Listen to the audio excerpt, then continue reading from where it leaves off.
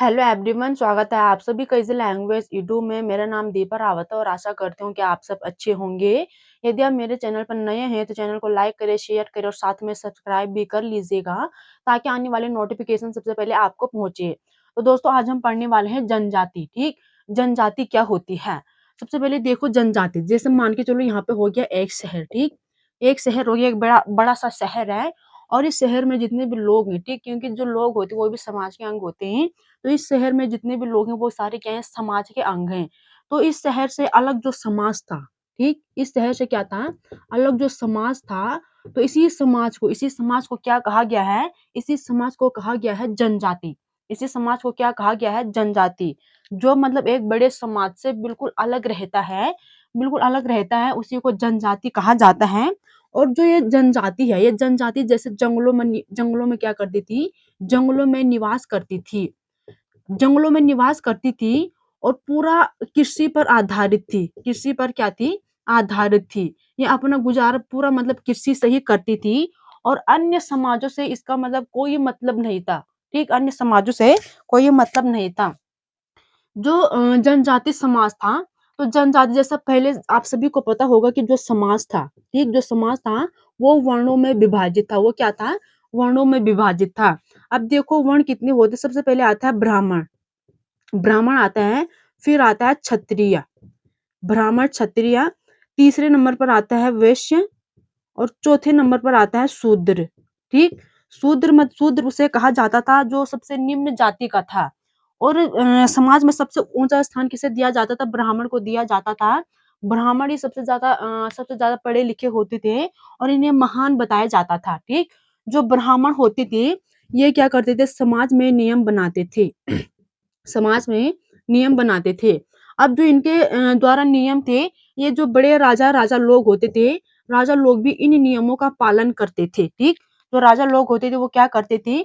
इनके नियमों का पालन करते थे। अब देखो जो जनजाति समाज था, ठीक, जो जनजाति समाज था, ये इन ब्राह्मणों द्वारा, ठीक, ये क्या करते थे? ब्राह्मणों द्वारा नियमों और कर्म कांडों को क्या करते थे? कर्म कांडों को नहीं मानते थे। ठीक, जनजाति समूह क्या होते थे? जो समाज में, ठीक, क्योंकि ब्राह्मण थे, समाज ने बनाए थे इन्हें, मतलब ऊंचा स्थान समाज ने दिया था। इस प्रकार समाज के जितने भी लोग थे वो इनके द्वारा नियमों का पालन करते थे।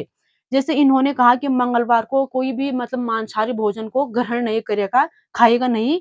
तो पूरा समाज ने इनका पालन किया और मंगलवार को किसी ने भी मांसाहारी भोजन का प्रयोग नहीं किया। ठीक, तो ये क्या करते थे? ये इनके नियमों का पालन नहीं करते थे। ठीक, कौन? जो जनजाति होती थी, जनजाति इनके नियमों का पालन नहीं करती थी। अब देखो जो जनजाति थी जंगलों में निवास करती थी। कुछ जनजाति क्या थे? ये थे शिकारी संग्राहक। शिकारी संग्राहक, कुछ जाति शिकारी संग्राहक थे और कुछ पशुपालक थे। कुछ क्या थे? पशुपालक।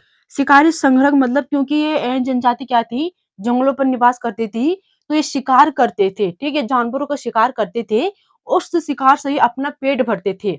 और कुछ क्या करते थे? कुछ पशुओं को पालते थे। ठीक, कुछ क्या करते थे? पशुओं को पालते थे। ये हो गई जनजाति। अब देखो जो ये जनजाति थी, तो ये जैसे भूमि हो गया, जैसे भूमि, और जो चारागाह थे, जो क्या थे? चारागाह थे, इन पर नियंत्रण करते थे। इन पर क्या करते थे? नियंत्रण करते थे।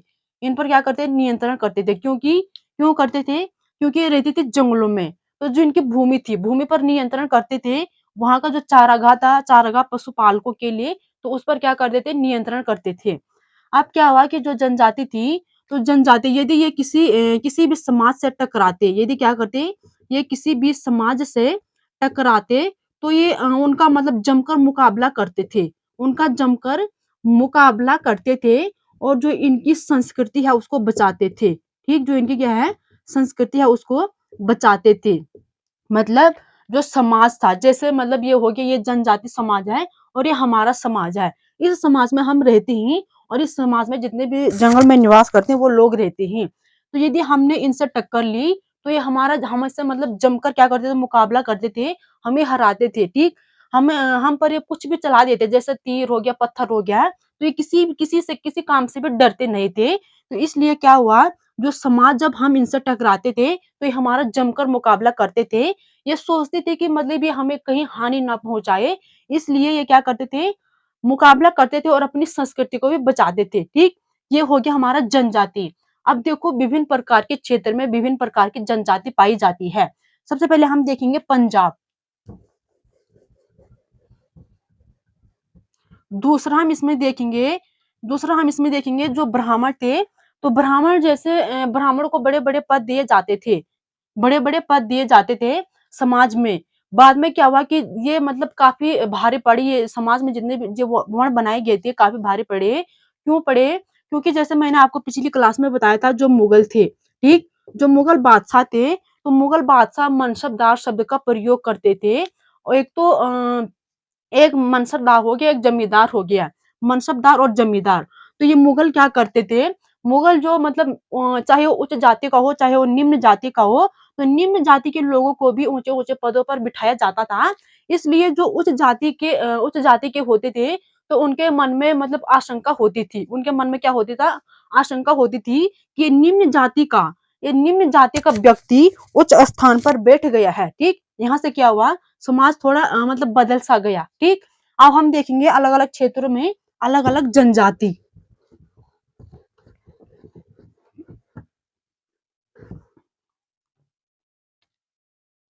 सबसे पहले हम देखेंगे पंजाब। सबसे पहले क्या है? पंजाब।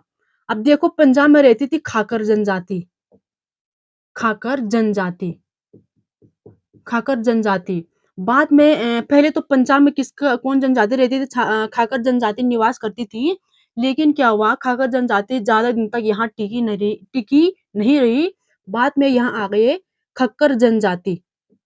खक्खर जनजाति। खक्कर जनजाति। बाद में यहाँ खक्कर जनजाति आ गई, और जो ये खक्कर जनजाति आई थी, जो इनका मुखिया था। जो इनका कौन था? मुखिया था।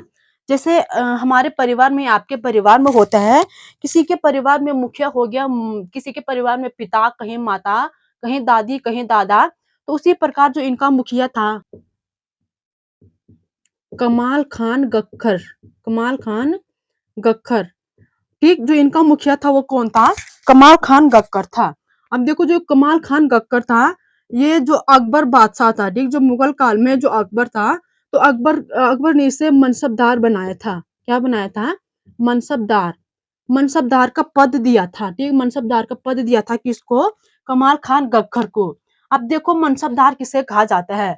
मनसबदार मतलब किसी व्यक्ति को सरकारी पद देना, ठीक? सरकारी पद देना ही क्या कहलाता है? मनसबदार कहलाता है।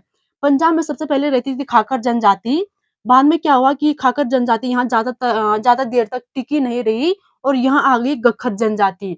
जब यहाँ गख्खर जनजाति आई, तो गख्खर का जो मुखिया था वो था कमाल खान गख्खर, और कमाल खान गख्खर को अकबर ने क्या किया? मनसबदार पद दिया। क्या दिया? मनसबदार पद दिया। अब आगे देखो, जैसे उत्तर पश्चिम, ठीक? उत्तर पश्चिम में एक जनजाति रहती थी बलूची, ठीक? उत्तर पश्चिम में एक जनजाति रहती थी बलूची, और ये जनजाति क्या थी? ये कुलों में विभाजित थी। ये कुलों में विभाजित थी। विभाजित थी। ये कहाँ क्या थी? कुलों में विभाजित थी। उसी प्रकार बिहार में आई एक जनजाति। बिहार के झारखंड। बिहार के झारखंड में एक जनजाति आई 12वीं शताब्दी में, ठीक? 12वीं शताब्दी में। वो थी चेर, ठीक? चेर जनजाति आई कहाँ? झारखंड में। अब देखो जो चेर थे, तो चेरों पर आक्रमण किया किसने? राजा मान सिंह ने। चेरों पर राजा मान सिंह ने आक्रमण किया। अब देखो जो राजा मान सिंह कौन था? ये था अकबर का सेनापति। ये क्या था? अकबर का सेनापति। अकबर का सेनापति आया, और उसने क्या किया? उसने 12वीं शताब्दी में चेरों पर आक्रमण कर दिया, ठीक? चेरों पर आक्रमण कर दिया, और ठीक है, इसने जब आक्रमण किया तो इसने इन्हें पूरी तरह मतलब परास्त किया था, पूरी तरह इन्हें पराजित किया था। पूरी तरह पराजित नहीं कर पाया था, और जितने भी चेर में धन संपत्ति थी, धन संपत्ति को इसने लूट दिया, ठीक? काफ़ी अच्छा खासा मुनाफ़ा राजा मानसिंह को चेर से हुआ। बाद में क्या हुआ कि मतलब ये पूरी तरह इन्हें परास्त नहीं कर पाया, आया औरंगजेब, ठीक? तो औरंगजेब के समय में क्या हुआ? औरंगजेब ने जो चेर था, तो इनके किलों पर क्या किया? इनके किलों पर आक्रमण किया, कब्जा किया, ठीक? इनके किलों पर क्या किया, कब्जा किया। किले मतलब जैसे मतलब कोई गांव है तो उस गांव के चारों ओर, उस गांव के चारों ओर जो बड़ी बड़ी दीवार होती है उसे ही किलेबंद कहा जाता है, उसे ही क्या कहा जाता है, किलेबंद कहा जाता है।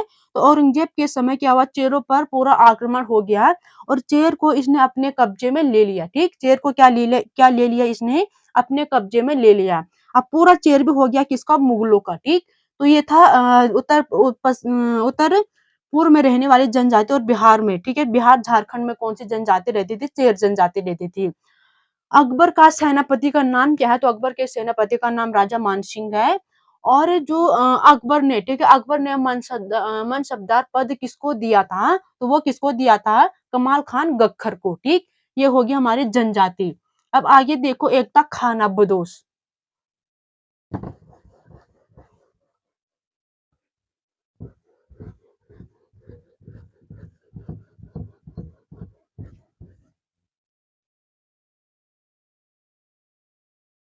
खाना बदोश से पहले हम भील जनजाति को देखते हैं। देखो जो भील जनजाति है ये पश्चिम भारत में फैली हुई थी, पश्चिम भारत, पश्चिम भारत में फैली हुई थी। ये पश्चिम भारत में फैली हुई थी और ये बन गई जमींदार। बाद में ये क्या बनी, ये बन गई जमींदार। बाद में ये जनजाति जमींदार बन गई। देखो जो भील था तो भील कहाँ फैली हुई थी, पश्चिम भारत में। ठीक, पश्चिम भारत में, पश्चिम मध्य भारत में। ठीक, जैसे मतलब भारत है तो भारत के बीचों बीच में पश्चिम की ओर ये जनजाति फैली हुई थी और ये बाद में बने जमींदार। ठीक, ये क्या बने, जमींदार बने। अब देखो ये बन गए जमींदार, तो कुछ लोग इनमें क्या थे, कुछ लोग इनमें शिकारी संग्रह थे, जो क्या करते थे, शिकार करते थे। ठीक, जो क्या करते थे, शिकार करते थे और पशुओं को पालते थे। पहले तो ये क्या बने, जमींदार बने और बाद में शिकारी और पशुपालक बन गए। अब आता है खाना बदोश। अब देखो खाना बदोश किसे कहा जाता है। यदि हम खाना बदोश की बात करेंगे, जो खाना बदोश है ये राजस्थान से इनका उत्थान हुआ था, राजस्थान से इनकी उत्पत्ति हुई थी, इनकी उत्पत्ति हुई थी। ठीक, पूछा जाएगा कि खाना बदोश, ठीक है, खाना बदोश की उत्पत्ति कहाँ से हुई थी, तो राजस्थान से हुई थी। अब देखो जो खाना बदोश थे ये अपने पशुओं के साथ, अपने अपने पशुओं के साथ घूमते थे, अपने पशुओं के साथ क्या करते थे, घूमते थे। इनके मतलब बहुत सारे पशु थे और इन्हीं को घुमंतु भी कहा गया है, इन्हीं को क्या कहा गया है, इन्हीं को घुमंतु भी कहा गया है। अब देखो कि जो खाना बदोश था, तो खाना बदोश क्योंकि इनके पास क्या थे, बहुत सारे पशु थे और जहां भी इनके पशु जाते थे वो भी इन्हीं के पीछे पीछे जाते थे। ठीक, इन्हीं के पीछे पीछे जाते थे। अब देखो ये करते थे निर्यात, ये क्या करते थे, निर्यात। इनके पास थे पशु, तो ये ज्यादातर जैसे दूध हो गया, दूध हो गया, घी हो गया, खेतों से अनाज हो गया, अनाज हो गया, ऊन हो गया। ठीक, ऊन हो गया, तो इन चीजों का निर्यात करते थे, निर्यात करते थे मतलब इन चीजों को किसी दूसरे देश से दूसरे राज्यों में बेचते थे। निर्यात का अर्थ होता है अपने देश से दूसरे देश में वस्तुओं को बेचना और आयात का अर्थ होता है दूसरे देश से, ठीक है, दूसरे देश से अपने देश में वस्तुओं को लाना, ये हो गया आयात निर्यात। अब देखो जो खाना बदोश थे ना, तो जो इनके जानवर थे, ठीक, जो इनके जानवर थे तो ये अपने जानवरों का, अपने जानवरों में, अपने जानवरों में सामान ढुलाई का काम करवाते थे, सामान ढुलाई। ठीक, अपने जानवरों में क्या करते थे, सामान ढुलाई का काम करते थे। क्यों, क्योंकि ये एक स्थान से दूसरे स्थान पर अपने जानवरों के साथ घूमते रहते थे, तो इतना सामान उठाना मतलब इनकी बस की नहीं रही होगी, इसलिए अपने जानवरों के साथ क्या करते थे, सामान ढुलाई का काम करते थे। अब देखो एक शब्द आता है बंजारा, बंजारा। अब देखो जो बंजारा है, तो बंजारा का जो खाना बदोश है, तो खाना बदोश ने सबसे ज्यादा व्यापार, खाना बदोश ने व्यापार किया किससे, बंजारा लोगों से। किससे किया, बंजारा लोगों से, लोगों से। अब देखो बंजारा शब्द का प्रयोग किया था अलाउद्दीन खिलजी ने, बंजारा शब्द का प्रयोग किया था किसने, अलाउद्दीन खिलजी ने, अलाउद्दीन खिलजी ने किया था। लेकिन अलाउद्दीन खिलजी ने क्या कहा कि जो क्या है, जो मतलब पशु हैं, इन्होंने बंजारा शब्द का प्रयोग किया था नगर से, नगर से बाजारों तक, नगर से बाजारों तक पशुओं द्वारा, पशुओं द्वारा सामान ढुलाने के लिए, सामान ढुलाने के लिए, ठीक। अलाउद्दीन खिलजी ने क्या किया, बंजारा शब्द का प्रयोग तो किया, लेकिन किसके लिए, नगर से बाजारों तक, ठीक, या बाजारों से नगर तक पशुओं द्वारा सामान ढुलाने के लिए। उसी में जहांगीर ने भी जहांगीर ने भी बंजारा शब्द का प्रयोग किया, ठीक, जहांगीर ने भी क्या किया, बंजारा शब्द का प्रयोग किया, लेकिन जहांगीर ने अपने पशुओं द्वारा, ठीक, अपने पशुओं द्वारा किसी दूसरे नगर में, दूसरे नगर में किसी दूसरे नगर में सामान ढोने का कार्य किया, ठीक, सामान ढोने के लिए, मतलब अपने पशुओं द्वारा अपने नगर में नहीं बल्कि किसी अन्य शहर या किसी अन्य नगर में सामान ढुलाने के लिए बंजारा शब्द का प्रयोग किया। और अलाउद्दीन खिलजी ने क्या किया, अपने ही बाजार से, अपने ही नगरों में सामान ढुलाने का काम किया, ठीक। ये तो हो गया हमारा खाना बदोश जनजाति, ठीक। सबसे पहले हमने खाना बदोश में क्या देखा कि राजस्थान से बिलोंग करती थी, ठीक, राजस्थान से बिलोंग करती थी और अपनी पशुओं के साथ घूमती रहती थी, इसलिए इसे घूमंतू भी कहा गया है। ये आयात निर्यात करती थी, कहा जाएगा खाना बदोश किसका निर्यात करती थी, घी, अनाज, दूध, ऊन, इन सब का क्या करती थी, निर्यात करती थी। आयात मतलब किसी देश से अपने देश में वस्तुओं को लाना, ठीक। जो इनके जानवर होते थे, ये अपने जानवरों का क्या करते थे, ढुलाई का काम करते थे, अपने जानवरों को सामान ढुलाने का कार्य करते थे, ठीक। ये हो गया खाना बदोश। अब हम देखेंगे गोंड जनजाति, ठीक। जो गोंड है वो अपने आप में भी एक महत्वपूर्ण है।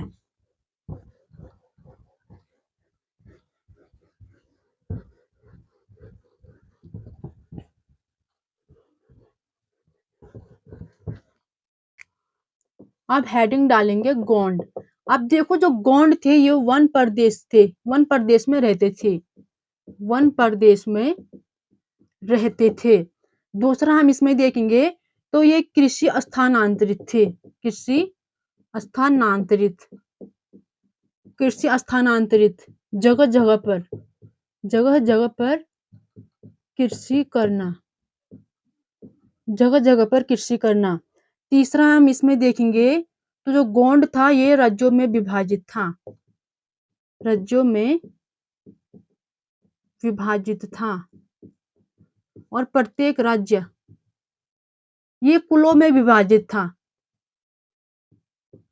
कुलों में विभाजित था। प्रत्येक कुल का एक राजा होता था। जब दिल्ली के सुल्तानों की ताकत घट रही थी, उस समय जो बड़े गोंड राज्य छोटे गोंडों पर हावी पड़े,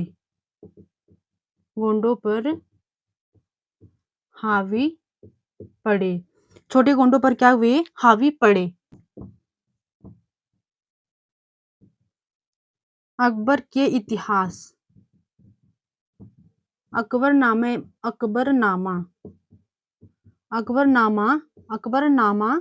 में लिखा है गढ़ कटंगा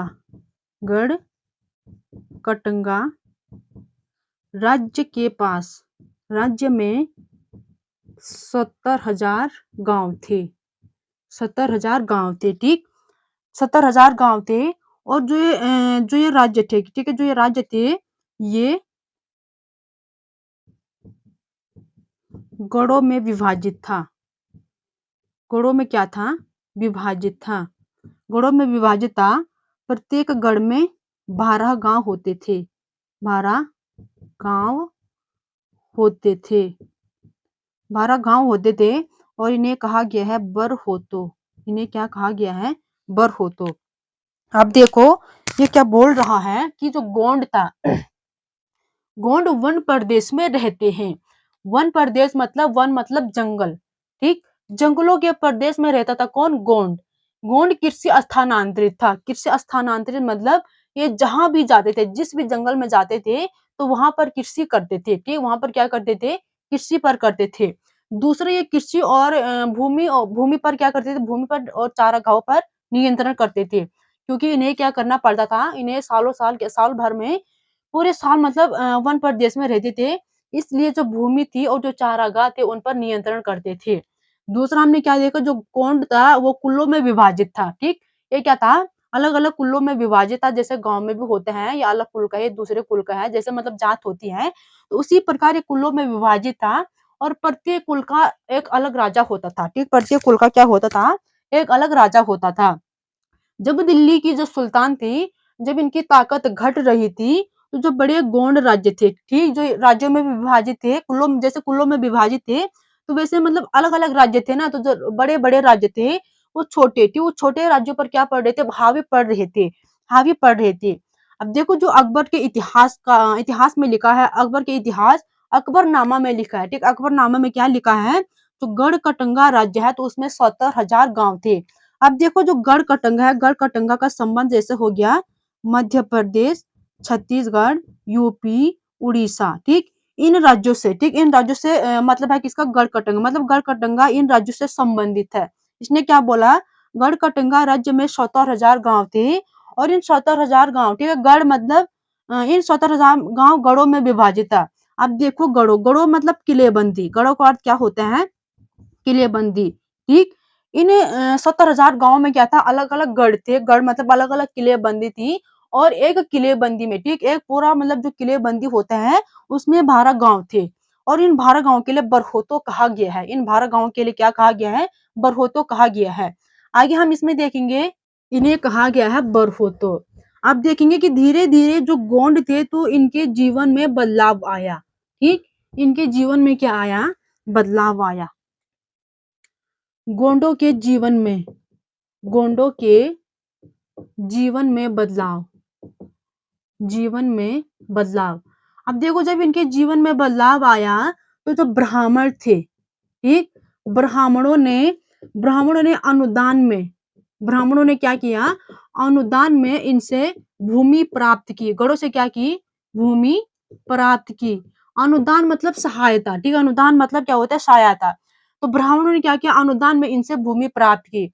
अब देखो जब इनकी जब जो लाइफ थी, जब उसमें थोड़ा बदलाव आया, गढ़कटंगा गढ़कटंगा गोंड का जो राजा था, गोंड का राजा अमनदास ने अमनदास ने संग्राम शाह की उपाधि संग्राम शाह की उपाधि क्या की? धारण की, ठीक? गढ़कटंगा जो गोंड राजा अमनदास था, अमनदास ने क्या किया? संग्राम शाह की उपाधि धारण की और जो संग्राम शाह था, जो इसका पुत्र था, उसका नाम था दलपत। इसका नाम क्या था? दलपत। और दलपत ने चंदेल राजपूत राजा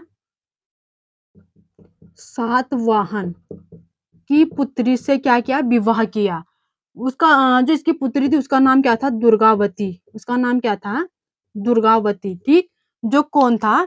जो संग्राम सिंह था, ठीक? जो मतलब गढ़कटंगा का गोंड राजा कौन था? इनका राजा था अमनदास। अमनदास ने संग्राम शाह की उपाधि क्या की? धारण की। जब इसने संग्राम शाह की उपाधि धारण की, तो जो इसका पुत्र वो था दलपत और दलपत ने चंदेल राजपूत राजा सातवाहन की पुत्री से क्या किया? विवाह किया। इसकी पुत्री का नाम क्या था? दुर्गावती। मतलब जो दलपत था, दलपत ने दुर्गावती से विवाह किया, ठीक? और दलपत की मृत्यु हो गई, ठीक है? कम आयु में क्या होगी? इसकी मृत्यु हो गई।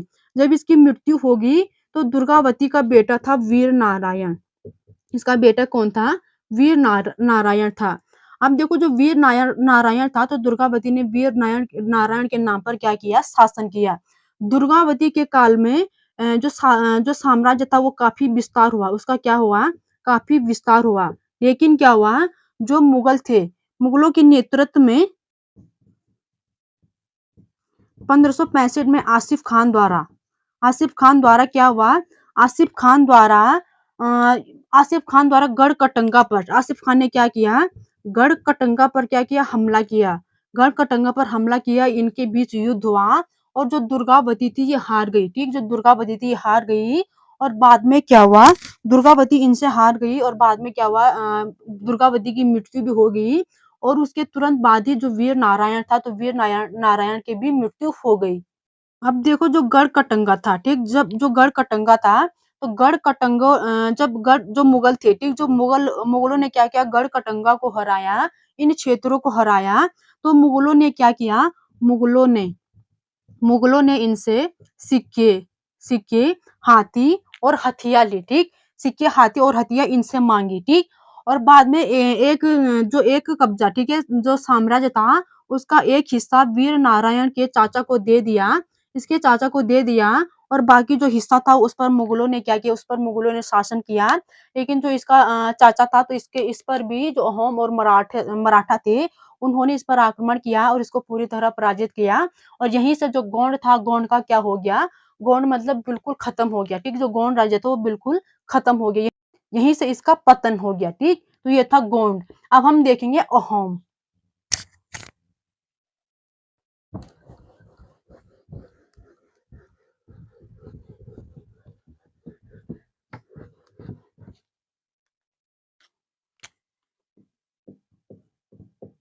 आप हेडिंग डालो अहोम। तो जो अहोम थे, ये म्यांमार से ब्रह्मपुत्र नदी के घाटी में आए, ठीक? ये कहाँ से आए? म्यांमार से आए।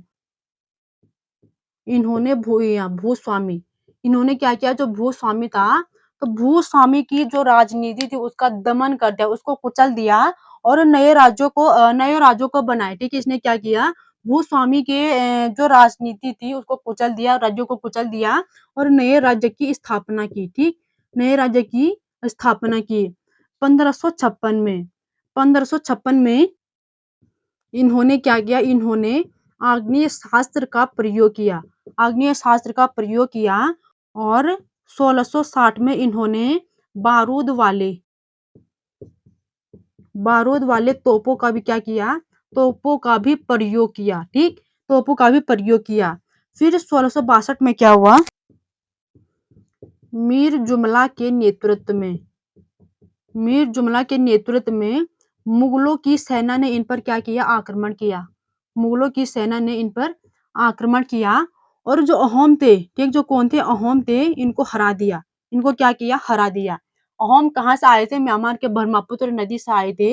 इन्होंने जो भूया मतलब जो भूस्वामी था, इनकी राजनीति, इनके राज्यों का दमन किया और नए राज्यों की स्थापना की। 1556 में इन्होंने आग्नेय शास्त्र का इस्तेमाल किया। 1560 में बारूद वाले हथियारों का प्रयोग किया। 1662 में जो मुगल थे, मुगलों का नेतृत्व उस समय मीर जुमाला था। तो मीर जुमालों ने अहोमों पर क्या किया, अहोमों पर आक्रमण किया और उसमें क्या हुआ, अहोम हार गए। अब देखो जो अहोम थे, जो कौन थे? जो अहोम थे, तो अहोम बेगार पर निर्भर थे, मतलब यहाँ कोई रोजगार नहीं था और जो क्या करते थे, जो जबरदस्ती काम पर जाते थे, उन्हें क्या कहा, उन्हें पाइक कहा गया है। उन्हें मतलब जो जबरदस्ती क्या करते थे, काम पर जाते थे, जबरन काम को करते थे, तो उन्हें पाइक कहा गया है। बाद में यहाँ एक जनगणना हुई और बेगार के लिए प्रत्येक जितनी मतलब वहाँ ज़रूरत थी, तो उतने ही गाँव से क्या जाते थे, उतने ही गाँव से पाइक जाते थे और ऐसे मतलब जो क्या थी, जो आबादी थी ऐसे स्थानांतरित होती गई और यहीं से क्या हुआ, अहोमों का अंत हो गया। यहीं से क्या हुआ, अहोमों का अंत हो गया। तो ये थी हमारी आज की क्लास। यदि आपको पसंद आए तो लाइक, शेयर और सब्सक्राइब ज़रूर कीजिएगा। धन्यवाद।